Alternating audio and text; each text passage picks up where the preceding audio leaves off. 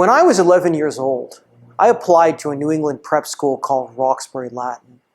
I still remember I studied my ass off and got a perfect score on the entrance exam.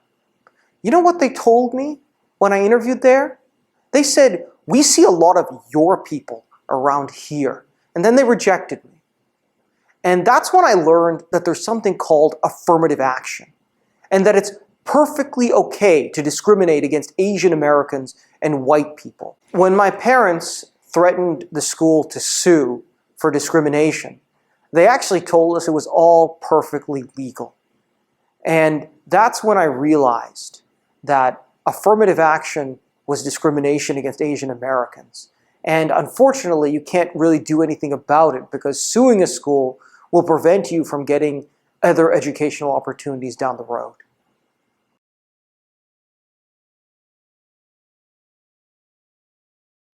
Well, when I was an undergrad at the University of Chicago, all of my pre-medical friends got crushed. They all got rejected from medical school, unless they were like a Rhodes Scholar or something like that. And I really got freaked out and worried about my own chances of admission. Now, it happens to be I studied statistics and economics at the University of Chicago, so I could look at the statistical data published by the American Association of Medical Colleges and figured out my own chances of admission. And what I figured out was that as an Asian American applicant, I was pretty much screwed. It was almost impossible for me to get into medical school. But ironically, as an African American applicant, I had a pretty high chance of admission. Then I read about Rommel Naboy, an Indian American guy from Princeton who posed as black to get into medical school. And the thing about Naboy was the reason he got caught was because he lied about a whole bunch of other stuff on his application, like that he was a National Merit Scholar. They never proved he wasn't black. So I wondered if I could do the same thing that Naboy did. Apply to medical school as black, only be honest about everything on my application, except my race.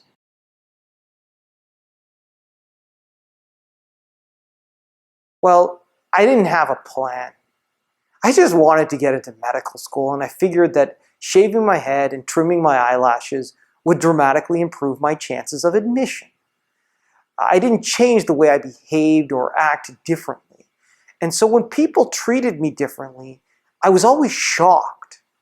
I still remember walking into the grocery store that I'd walked into 100 times as an undergrad at University of Chicago, never had a problem, and suddenly I was accused of shoplifting. I've never had any problem with the police in my whole life as an Indian American. But suddenly when I changed my race to be black, I encountered problems all the time.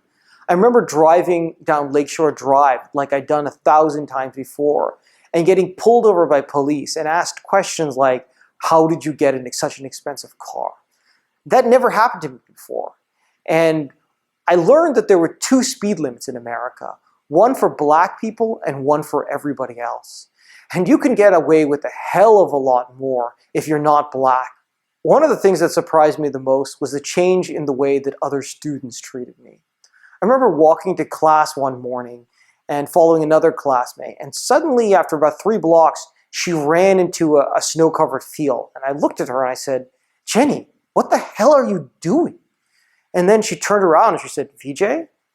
And that's when I realized that she'd run into the field because she was afraid that I might mug her or something because I was black. Let me tell you something. That never happened back when I was Indian.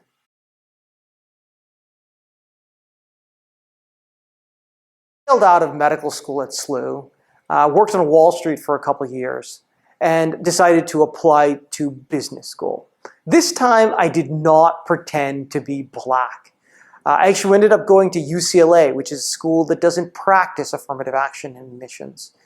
At UCLA, I learned that it was possible to have a rich educational experience with a diverse class without practicing affirmative action in admissions. Recently, UCLA Anderson has been privatized, and there's been talk of reinstating affirmative action in the University of California system.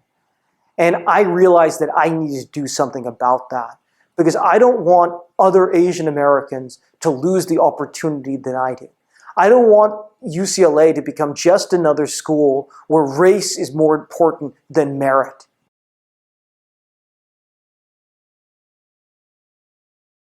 Well, first of all, we have a very serious problem with racism in our society.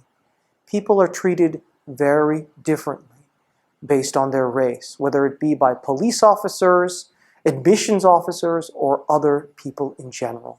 And people have a right to be angry about the racism they have faced. The second thing is that affirmative action is a form of racism. Affirmative action is racism, and it's a lie to call it anything else. Sometimes only a liar can see the truth. In the course of my misadventures, I discovered a system of legalized racial discrimination in university admissions. I came to realize that this system is as ingrained in our society today as imperialism was in the time of Gandhi and segregation was in the time of King. And I think that we have abandoned Gandhi and King's ideal of a society where people are judged by the content of their character, not the color of their skin. Find out how Vijay Jojo Chokal-Ingam got into medical school by pretending to be black in his book, Almost Black. Available now on Amazon, Barnes & Nobles, and other fine booksellers. An audiobook version is also available at audible.com and the iTunes Store. To learn more, go to almostblack.com.